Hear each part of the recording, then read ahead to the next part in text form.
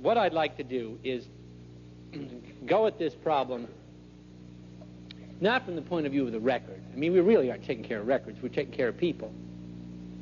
And we're trying to get across the idea that this record cannot be separated from the caring of that patient.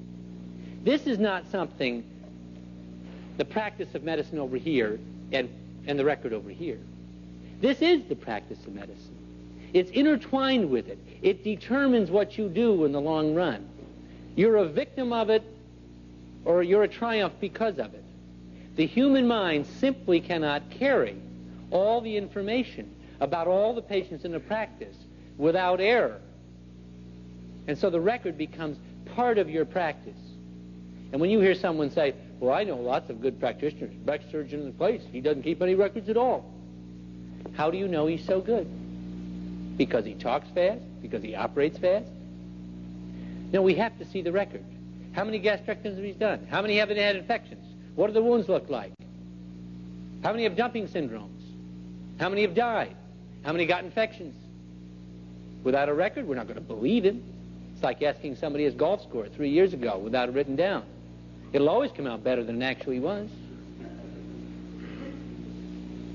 All right, now we've got to look at the record, and then if this represents practice, and you walk into a place like this, you'd say, well, I'd like to see how medicine is doing here. You know, people say it's a very good place or a very poor place. Well, how do you know? Well, let's see what the patient's problems are. Pick this out of your clinic this morning. If you tell me what the problem is, and I have a few minutes, and I'll either know myself, or I'll go to books, or I'll go to experts, and we'll say that's pretty good standards for that problem. But I have to know the problem.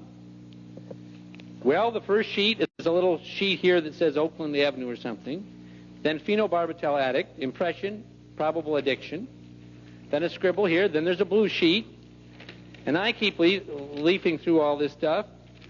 And then there's an X-ray report, normal brain scan. Now, they really didn't do that for phenobarbital addiction, I don't think. But and I'm leafing through this, and I'd say, geez, I'd like to know where the problems are.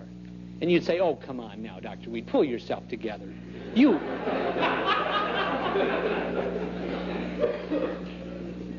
Let's not try to make a big thing out of this record business just because you happen to be interested in records.